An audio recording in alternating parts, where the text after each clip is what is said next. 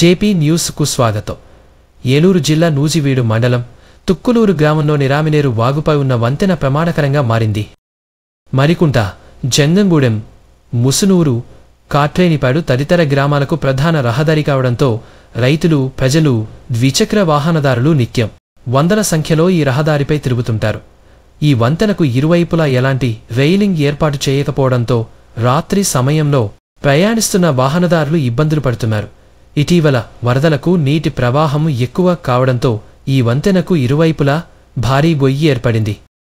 ప్రమాదాలు జరగకముందే అధికారులు మేలుకుని తగు జాగ్రత్తలు తీసుకోవాలని ప్రజలు, వాహనదారులు కోరుతున్నారు.